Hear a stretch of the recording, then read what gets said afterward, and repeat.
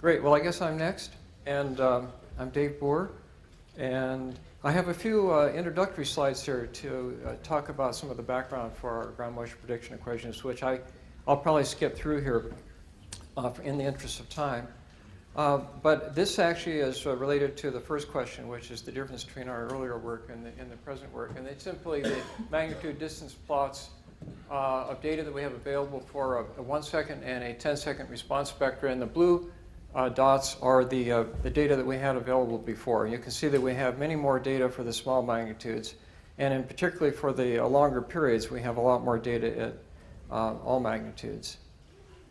This is kind of a neat plot, and you should look in our paper and see the discussion, but I don't have time to talk about it now in detail. It's just basically the raw data, and it shows the kinds of features that we're going to have to capture in our equations. So in the equations, this is the same philosophy we had in the BA08 equations. We choose equations that are as simple as possible, but will allow us to capture the trends that we see in the data. In this new analysis, we have 3 phases in the development. The first phase, we set various fixed parameters, in particular the site response and the anelastic attenuation. The second stage, we use those fixed parameters, and we do what we call a base case ground motion prediction equation using a fairly data within 80 kilometers rather than all of the data, and only what we call class 1 events, which are basically main shocks. And then phase 3, we looked at a mixed effects or random effects residual analysis to see if we need refinements to our base case regressions. As I said before, we retain the same basic functional forms for the source and the path terms from BA08, and we have the same philosophy of simple functional forms as to the extent possible. The key changes, we have 2 new members, and that's why it's BSSA. So the B is Boore, the S is Stewart, the S is Sehan, and the A is Atkinson rather than BA08. In the source, we now allow oversaturation with magnitude at the reference distance of 1 kilometer. But in fact, if you make predictions of spectra, you'll never find a true oversaturation. In the path term, we now allow for regionally dependent anelastic attenuation, which is important at greater distances. The site model is new and improved, and we include a basin depth term. The uncertainty model, there's a big change here because before we had a magnitude independent uncertainties. We did divide it into the 2, the within and the between event uncertainties, but now we find because we have so much smaller magnitude data, there's a larger magnitude, larger uncertainty with that data, so we have to have an event to event, between event tau uncertainty, which is a function of magnitude, and we find that the within event uncertainty, phi, is not only a function of magnitude, but also a function of distance and VS30. We do some smoothing of the coefficients. As Ken was saying, we find we don't have to do a lot of smoothing because we have so much data now that even though we do our regressions period by period independently of one another, the results look quite good generally. And most of the smoothing, the consequences for longer periods, we're running out of data. We have many more smaller magnitude data than we had in BA08, and so we have much better control over the magnitude scaling for the small earthquakes. I'm not going to go through the functional forms. You can see these in our papers, and this presentation presumably be made available to the public, except I do want to show, again, emphasize that the sigma we have right here, which is a combination of the between event and within event sigmas, is a function of more than, it's not just constant clearly, and it's a function of more than just magnitude. So getting to the specific questions, what is the basis for the changes? Well, I've already gone through that. But just to summarize, we have basin depth terms, and we have regional adjustments for the anelastic attenuation, and the uncertainties are now a function of magnitude, distance, and VS30. We have 3 phases in the development rather than 2 as before, and we have many more data that allows us to do a much better residual analysis and find that we have to tweak the base case equations by adding a basin depth term and looking at and also deriving or coming up with regional adjustments to the anelastic coefficient. The next question was, what's your is this, I don't know if this correlates with your questions over here, but I have the questions at the top. What's your estimate of the uncertainty in the normal fault factor? This actually shows, this plot shows the strike slip, normal slip, and reverse slip fault factors as a function of period. And you can see that in general, the blue curve is the normal, and it's lower than the others at almost all periods. And so the question is, do we believe that? I guess that's the question. And in order to look at that, but also this is the other thing. This is the basis actually for coming up with the fault style adjustment factors. Just look at one panel, like the bottom one here is 3 seconds. It's what we call Y bar, which is the average motion for a given event, adjusted back to a reference distance as a function of magnitude, because we do two-stage regression analysis here. And so the magnitude scaling is derived from that second stage, and the different color symbols are for the different types of events. And so you can see there's not a lot of difference, and also as a result of that, you don't get a lot of difference in the solid curves, which are the actual regression fits. But to look at that in a little more detail, this is a new plot. It's not in our reports. And I've looked at the event terms as a function of magnitude, again color-coded by the type of event. And then I've simply taken the mean event term and the standard error of the mean, and I've plotted those. And you can see that the blue is definitely lower. This is also, by the way, for 0.2 seconds. The blue is, which is the normal slip, is definitely lower, and the other two are outside of the plus or minus 1 standard error of the mean bounds for that. On the other hand, if you look, there's a point way down over there, which is labeled the 2009 Lockery law. That is a data point for the normal slip events, and it's included in our analysis. And I haven't redone the analysis without that data, but you know, that probably has a pretty strong influence on having our normal slip event terms being lower, or the fault coefficient being lower. There's also a high point over here, which is clearly an outlier, and I did do the analysis without that, and it doesn't make any difference because it's small enough magnitude, and there's many data for small magnitudes. But Lockery law is a clear, you know, it's an earthquake, it happened, and I don't see how we can just ignore the data for that, but I just wanted to point out that it does seem to be quite low. Wrong key, arrow here, what am I doing? Before you go on, Dave. Yeah, sure. It may go on, by the way, if it's... Okay, go ahead. It's thinking. That's fine.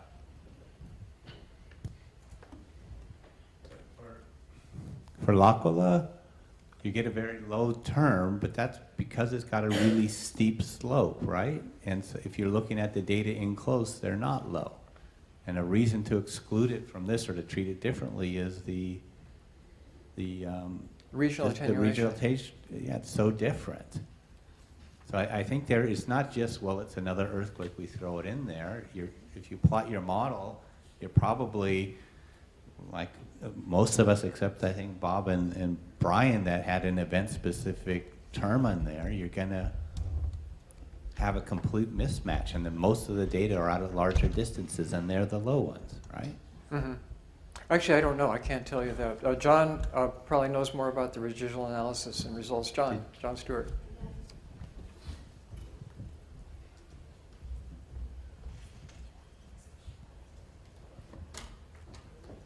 Yes, John Stewart. Carl told me to say that I'm acting as a proponent.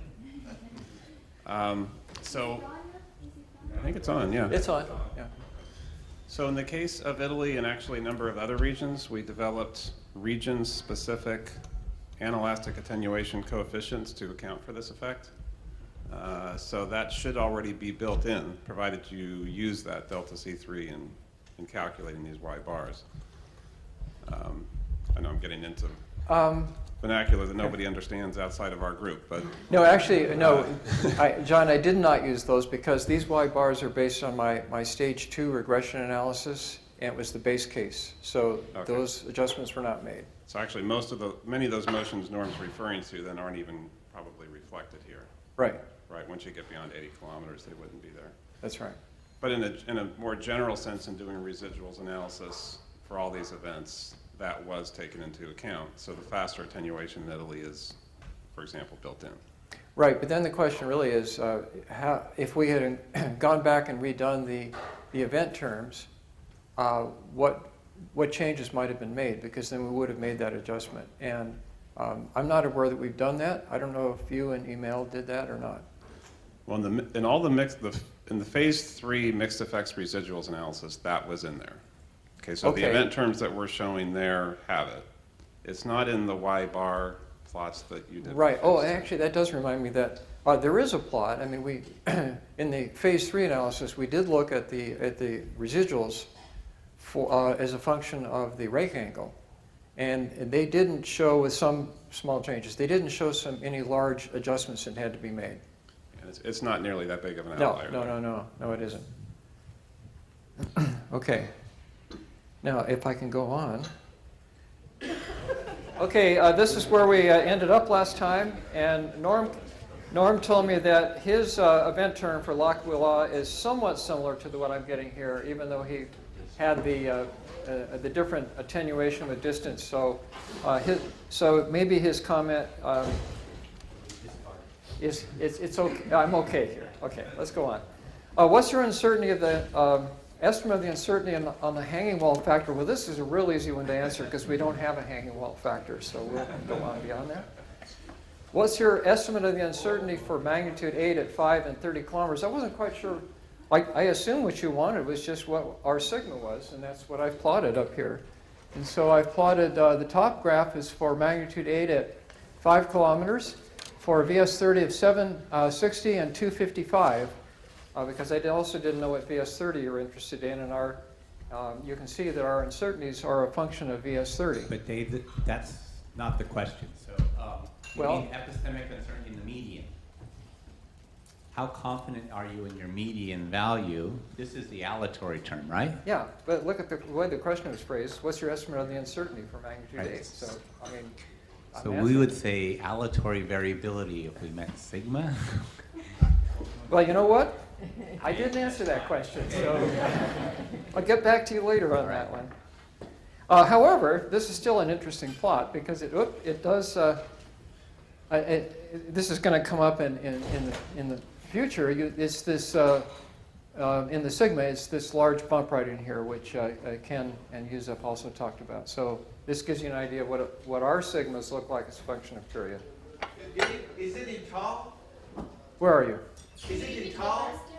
This is total sigma. No, I know I'm going to what show you tau. Hang later. on, Yusuf, if you're gonna. I will discuss the basis for this, but it's tau. Okay, the question that Yusuf asked was whether I was showing sigma, which is the total uncertainty, or tau, which is the event to event. But he wanted to know if the bump was from tau or from phi. And the bump, is it from tau or sigma? The bump is from tau, and I'm going to discuss that later. What's your estimate? Maybe I am answering the right question here. What's your estimate of the uncertainty in the standard deviation? Well, we just did a simple propagation of errors calculation for this because we have an estimate of what the uncertainty is for the within event contribution and the event to event contribution. And I've done it here for, whoops, I'm not used to the laser pointer. I've done it here for magnitude 8 at 5 kilometers, and for two different periods, 0.2 and 1, and you can see that the sigma on sigma that we estimate from the propagation of errors is 0.1 or 0.05. If you go to 300 kilometers, the 1 second stays about the same, 0.05, but the 0.2 is 0.08. So it's a little bit smaller. So that gives you an idea of the sigma on the sigma. Is the RJB distance metric effective at capturing hanging wall effects for dips less than 30 degrees?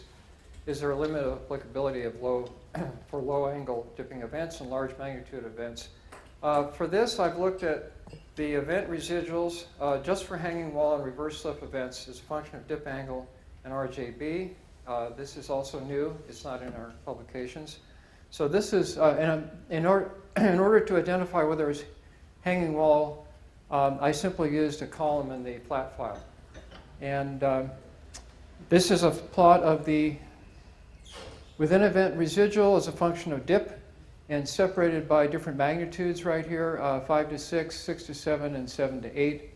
And this vertical line is at 30 degrees.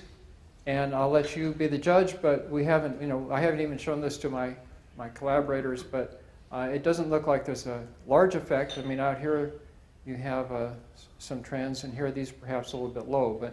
And also, of course, there are very few data available for the small dips. This is plotting the same data, but as a function of RJB now. And I've done it for different classes of dip angles right here, so that it was the x's that was of interest in the question. Here are the x's. It's kind of hard to see where they are in here. There's a high one here, there's some here, and there's some low ones here for very small RJB. And then overall, though, I don't see any strong trends. Question? I have a question. Sure. So if I looked at those X's and at short distances or at low dip angles, they look to be more negative than they are positive. They do, you're right. And I actually saw this on BART this morning when I was coming up here. So yeah, I haven't had a chance to do much analysis other than just make this plot and look at it in an overall sense. So these do look low right in here for the low dip angles. And because for the 30 to 60, it looks nice and centered right down the middle. There's one high one. So it would be helpful, Dave, to get like a mean value in that first of those X's. That would be great. And a standard error of the mean or something like that. Yeah. And on the previous plot, the same type of a thing would help if we could get it just at, that 30-degree dip is what's the mean value there. No, absolutely. Easy enough to do. Something I'll do. And then the question was, what is the basis for no Z-Tor scaling? And to answer this, we actually did answer this in the BSSA 14 paper, and it's figure 14 from the paper. And you can see what we plotted is the event term here from the mixed effects analysis for the larger data set, not just the one that we use for the base case regressions, is a function of Z-Tor. And this is for 0.2 seconds. And here we have individual events are the circles, and then we have the means within Z-Tor bins with the plus or minus, or it's the 95% confidence limits. And this is the same plot for 1 second right here. And we didn't see enough of a trend to think that we had to put a Z-Tor term into our equations. And then the other question is, what is the uncertainty of the distance-dependent sigma for large distances? I'm showing, actually there are three plots here, but I'm just showing the one that's relevant for this question, which is the phi, which is the within event uncertainty, is a function of distance right here for 0.2 and 1 seconds, and again showing the mean within distance bins, and then the confidence limits, 95% confidence limits. So you can see that there's a definite increase right here, both for 0.2 and 1 seconds, and this is our model that we used to capture that increase. Now the question is, what is the uncertainty?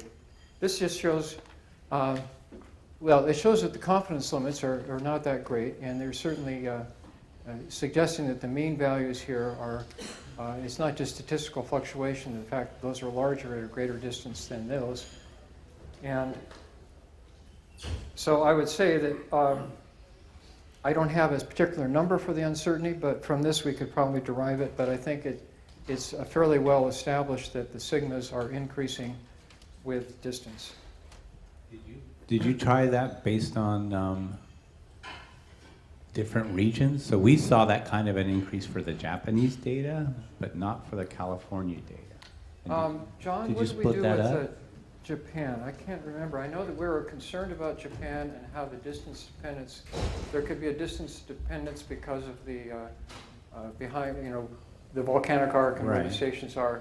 And this is based on the phase 3 analysis, and I can't remember the answer to that question. Yeah, this is John Stewart. I don't recall either whether we broke that down by region.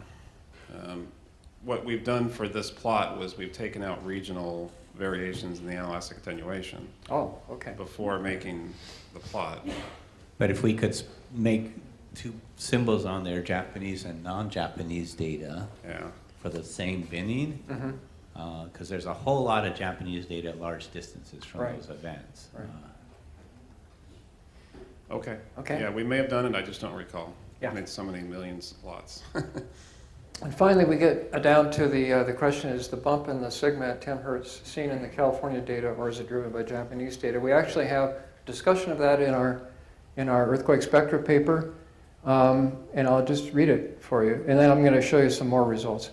It says there is a bump in the standard deviation near 0.08 seconds, which is controlled by the tau component. This bump is stable when the data is parsed in various ways, including class 1 only events, events in various magnitude ranges in various regions, with one exception. It's an important exception for application. The exception is California, the class 1 events with magnitudes greater than 5.5, for which the noted bump is absent, and I'll show that in a minute. And the tau 2 terms, which are the event-to-event uncertainties, are lower than those given by our model. Due to the relative modest number of large magnitude California events and the persistence of the bumps for all other conditions, we've chosen to retain the bump in our model. And I'll show you some results here where these are not appearing in the papers, but it's some analysis that I did just based on not the full phase 3 data, but it was the more limited data set that I used in the base case regressions. And I ran the regressions, in this case, with and without data from Japan. And I'm showing on the top, it's showing the number of earthquakes that are available for small magnitudes and for the larger magnitudes, less than 4.5, greater than 5.5, with and without Japan. This is the with Japan, with Japan. So for short periods, we have about 50 events, and then without Japan, we have something about 24. Oh, darn. That was California. I'm sort of jumping ahead. Here we go. It's the same plot, and here's the tau, and this is for the very small earthquakes, less than 4.5, and here it is with and without Japan as a function of period for greater than 5.5. So you can see that bump is there. It's not strongly influenced by the Japanese data. Doing the same thing for Wenchuan, we get a similar result.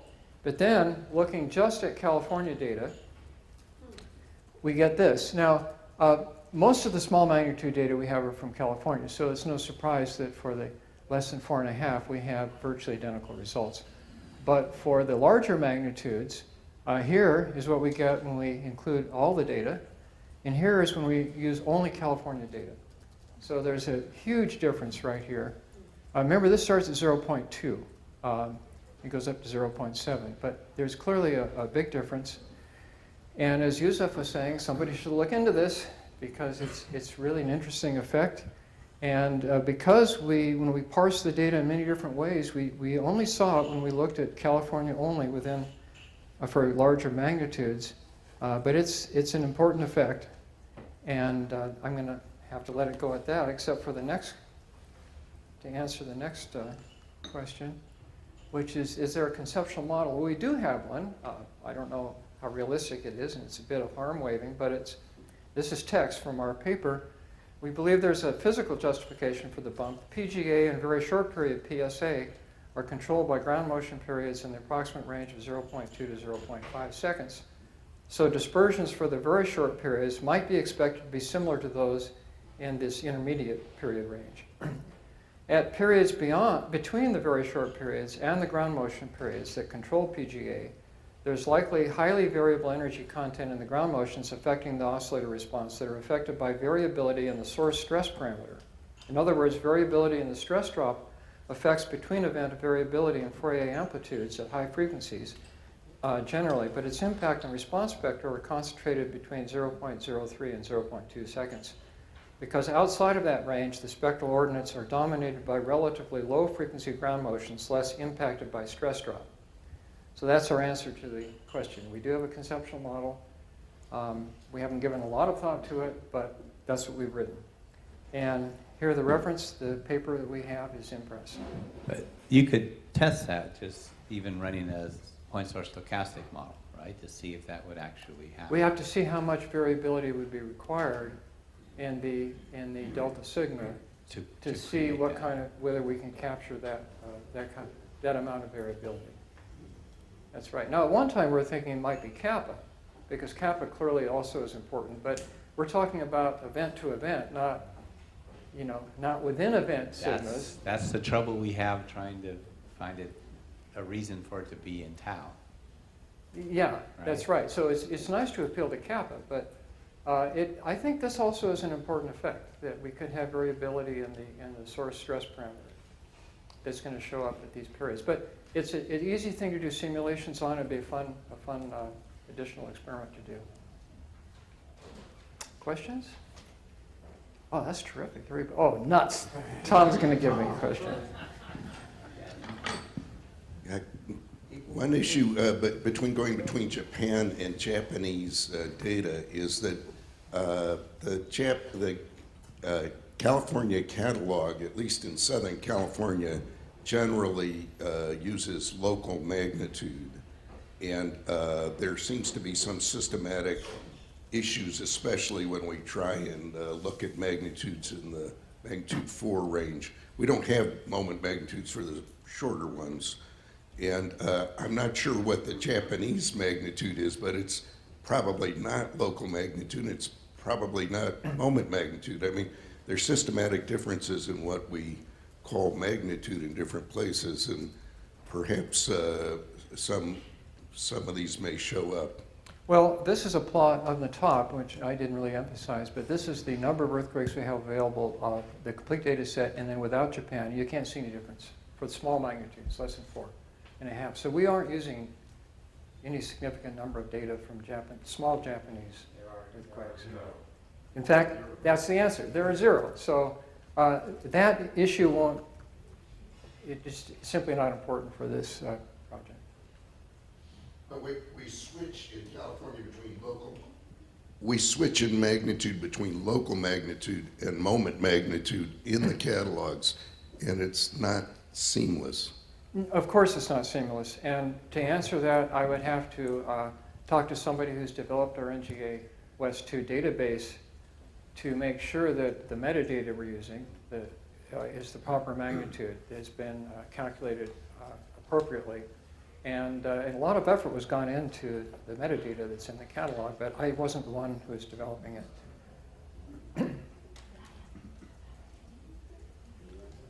But that doesn't help you with this large magnitude difference between California and Japan. No, it has nothing to do with that, Right. because the magnitudes greater than 5.5 certainly are going to be moment magnitudes. So I think regarding the magnitude type that was used in the catalog, Tim is probably the right person to answer that question, but since he's not here, so I just try to come up with something that I sort of off the top of my head. I think for the Japanese earthquakes, we didn't use the catalog magnitudes. We actually look at the source inversion and the moment estimates from the source inversion. And based on that, we calculate the moment magnitude. Now, for the small magnitude California earthquakes, I believe Tim and Bob Dara had gone through a lot of effort to go through the moment tensor catalog that's available in both Northern and Southern California. So if they find a moment tensor solution, they use the moment from that solution to derive the moment magnitude. If such moment tensor solution is not available, I believe they use some kind of correlation. Yeah, correlation. Yeah. No, that's what I thought. I knew that a lot of care was put into it.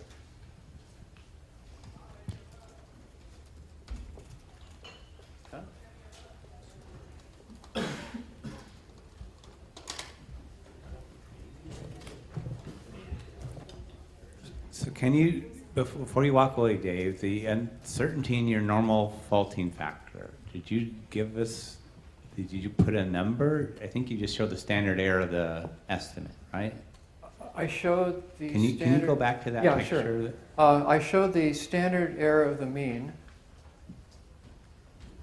right here. So that difference between your dotted blue and the solid blue would be your epistemic uncertainty in the normal faulting factor That's value. correct. And that is 0.1 approximately? Yeah, this is it's about 0.1. I can. Okay. Yeah. Can you give us that by period, that same kind of information? I've only done it, unfortunately, for 0.2. I can certainly do it for other. I mean, not today, but later on, because I think that's a number we need to pull out. Is Straightforward. straightforward. All right, thanks.